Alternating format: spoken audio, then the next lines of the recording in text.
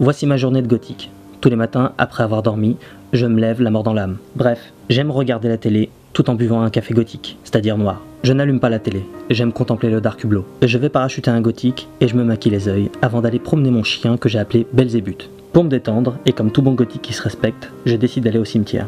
J'attache Belzébuth à l'entrée et je pénètre, comme dirait Rocco Siffredi, dans ma deuxième demeure. J'admire les tombes et je m'imagine dans l'une d'elles. Je me dis que j'aimerais avoir celle-ci, ou peut-être celle-là, ou peut-être celle-là, ou encore celle-là. En fait, je sais pas encore, ça demande réflexion. Et comme la réflexion n'est pas mon fort, je décide de partir.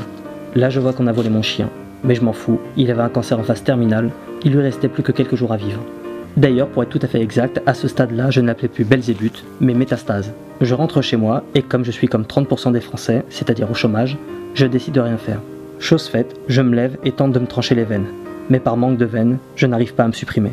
Je décroche le téléphone au cas où on m'appelle, mais forcément, il n'y a personne au bout du fil.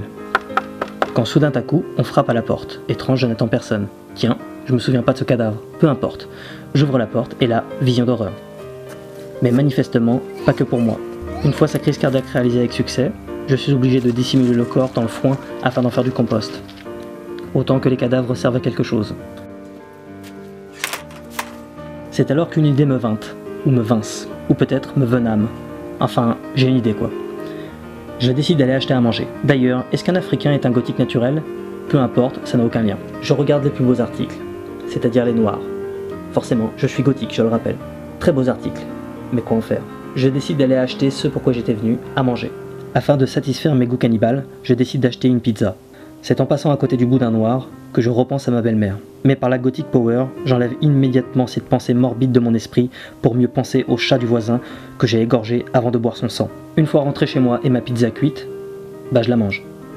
Pour cette séquence, rien de spécial. Aïe, j'ai mangé. Comme tout vrai bon gothique, la solitude est ma meilleure compagne. Mais pas seulement, il y a ma main aussi. Ensuite, je décide de jouer à Alone in the Dark 8. Mais quand soudain à coup, je décide d'arrêter.